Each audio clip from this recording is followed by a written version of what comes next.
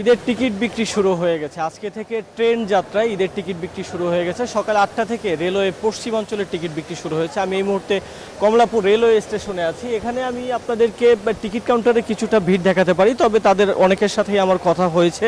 তারা আসলে ঈদ যাত্রার টিকিট কিনতে আসেননি, তারা মূলত আসছেন নিয়মিত যাত্রার টিকিট কিনতে। তবে আমরা যেটা জানতে পেরেছি যে ঈদ উপলক্ষে যে ঘরমুখী মানুষের যাত্রা যেটা শুরু হবে 23 মে থেকে, সেটার টিকিট আজ বুধবার থেকে শুরু হয়েছে। আর আরেকটি তথ্য জানিয়ে রাখতে চাই, সেটি হচ্ছে যে যাত্রীদের সুবিধার্থে এবারও শতভাগ আসনের টিকিট অনলাইনে বিক্রি করা হবে বলে রেলওয়ে কর্তৃপক্ষ আমাদেরকে জানিয়েছে। আরেকটা বিষয় সেটি হচ্ছে যে সকাল 8টা থেকে বাংলাদেশ রেলওয়ের পশ্চিমাঞ্চলে যে চলাচলকারী ট্রেনগুলো রয়েছে সেগুলোর টিকিট বিক্রি শুরু হয়েছে। আমি কিছুক্ষণ আগে অনলাইনে ঢুকেছিলাম যেখানে আসলে ট্রেনের টিকিট বিক্রি হয়, সেখানে দেখতে পেয়েছি যে আসলে ট্রেনের পশ্চিমাঞ্চলের 23 মে টিকিট বিক্রি হয়ে গেছে। আসলে কোনো টিকিট আমি পাইনি, মানে শতভাগ টিকিট বিক্রি হয়ে গেছে এমনটি আমি দেখেছি।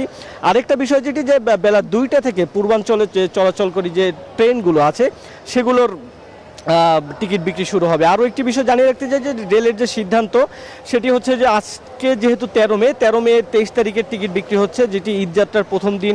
তারপর আগামীকালকে বিক্রি হবে 24 মের টিকিট, তারপরের দিন অর্থাৎ 15 মে বিক্রি হবে 25 মের টিকিট। এভাবে আসলে 17 মে 27 মে যাত্রার যে টিকিট আছে এটি বিক্রি হবে। আরও কিছু বিষয় আমি জানিয়ে রাখতে চাই যে এবারের ঈদ যাত্রায় বিভিন্ন রুটে 10টি বিশেষ ট্রেন চালানো হতে পারে, যেটি আমাদেরকে রেলওয়ে কর্তৃপক্ষ জানিয়েছে।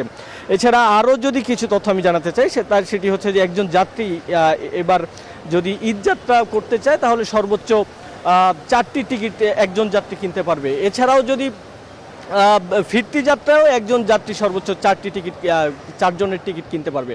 এই ছিল কমলাপুর রেলওয়ে স্টেশন থেকে আমার কাছে সর্বশেষ তথ্য। ফিরে যাচ্ছি স্টুডিওতে।